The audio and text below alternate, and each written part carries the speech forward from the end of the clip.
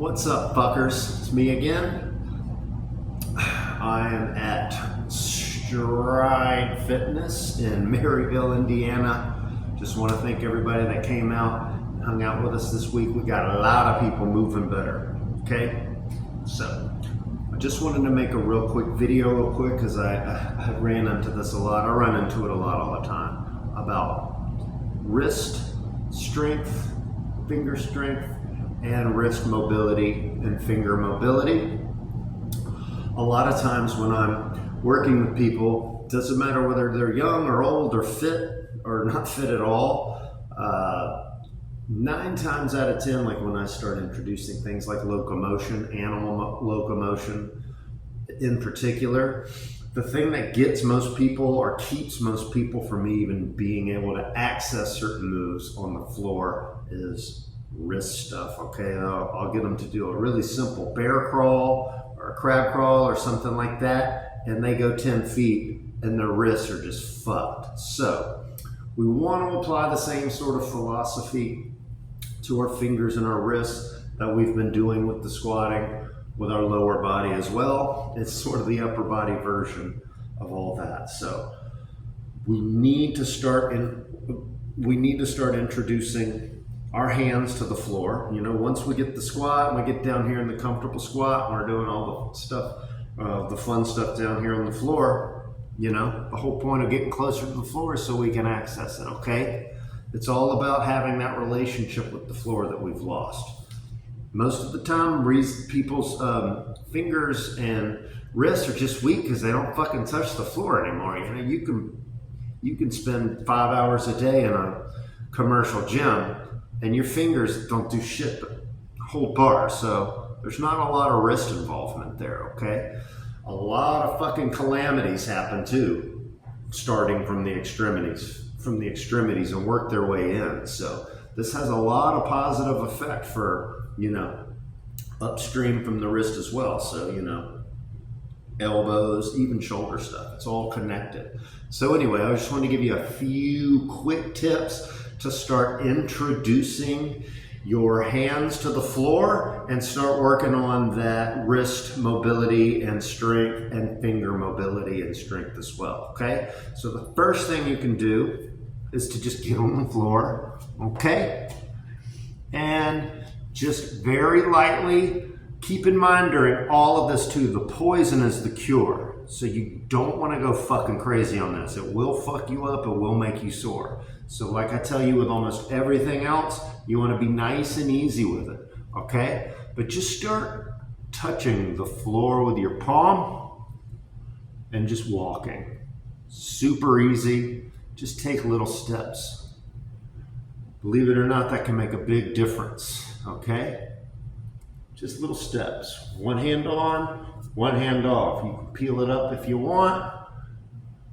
Start with one side of the palm, inject some momentum and some weight in that, shift it over, inject it into the other one, come off, okay? So that's a really easy way to start.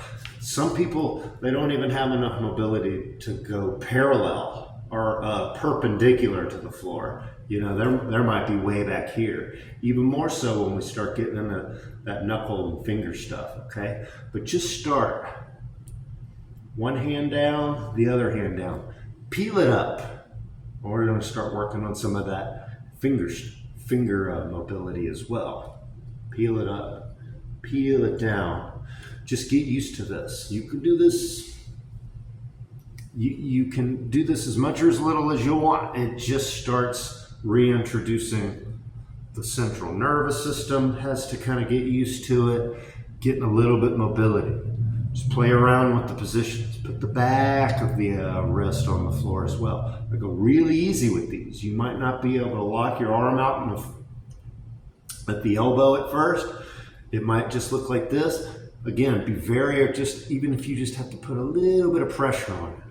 We just want to start getting those nerve endings on the top of that wrist used to touching stuff again. That's just a weird part of the body that doesn't touch much anymore. So we want to start strengthening it, okay? Once you can do that, like I said, shift to the side. You can externally rotate. and just start doing them backwards. You can internally rotate, you know, do some dorsiflexion stuff, move to the back, move forward. Always try to keep your elbows locked if possible. If not, like I said, just start every day, just start goofing off on the floor a little bit. It's not rocket surgery. It's fucking simple. Anybody can do it. You just got to put the time in. Anything that can be done on the floor, any kind of training, which is so much of training that we can do on the floor. We always have access to a floor 100% of the day. Unless you got fucking wings or you're hovering around everywhere, you can drop down and do floor exercises anywhere, anytime. I say that to say don't use it as a fucking excuse not to do it. Just get on the floor. Work backwards, inside, outside, top of the wrist. Boom, okay? Just rep that out. Go easy. Don't go nuts, okay? Go up on the fingertips too.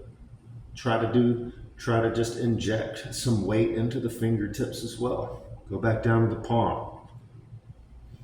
Once that gets easy and you start getting a little bit more mobility both ways in the wrist, you can do some what are called first knuckle push-ups. That's how I've always referred to them as. Again, hands flat down, externally rotate your hands if possible with elbows locked. The progression, the further back you are and the closer your hands are to your knees, the easier it is. So if I'm back here because of a lack of wrist mobility, that's fine. Do a little push-up. You might not have the mobility to go all the way up vertical at first, that's fine. If you got to do a little half, quarter rep, that's cool too. So now we're introducing a strength component and some end range of motion mobility as well. You want to have a combination of the both. We're not just seeking passive mobility here. We want to be mobile, but we also want to have strength at the end range of those mobile positions as well, okay? You can increase the difficulty by leaning further into it, over the wrist. And you can increase the weight by moving the distance out further from the knee. So now I'm putting more body weight onto it. And then you can apply the same thing with the angles as well. First knuckle push-ups, you could do those forward. You could do them backwards. Okay, always with that elbow locked as much as you can lock it. Peels on backwards are really good too. So externally rotate and then start with the fingertips and then onto the first knuckle and then push the wrist down and then peel it off. That's a really good one. You can just kind of go out too. This will relieve a lot of tension, pain in your shoulders, elbows, all kinds of stuff if you do them regularly enough, okay? So that's a good one too. So first knuckle, you can do these on the fingertips as well if you want to get some finger strengthening in there.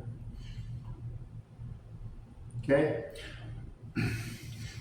Dorsal push-ups are a favorite of mine too. So you can come in, do a little push-up with the elbow out, get some elbow compression in there. That's an elbow thing. I'll make an elbow video later. But just start introducing your nerves, your tendons, your connective tissue in your wrist and your knuckles into the floor. Okay, this is going to be absolutely crucial if you want to do advanced floor stuff, especially if you want to get into hand balancing. You're going to need that finger strength. You're going to need that wrist mobility. Okay, so just start playing around on the floor again. Easy peasy, lemon squeezy. Don't forget to like and subscribe. I need some motherfucking subscribers. Anyway, thanks again to everybody that came out in Indiana. I'll be in Chicago tonight. We're going to rock and roll again there. Don't forget to like and subscribe. Later, bitches.